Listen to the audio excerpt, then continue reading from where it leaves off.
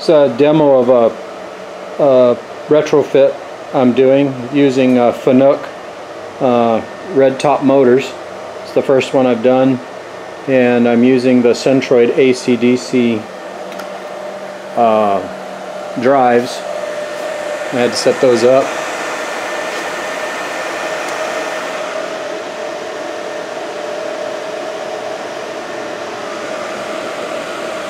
Connected to Centroid OAK.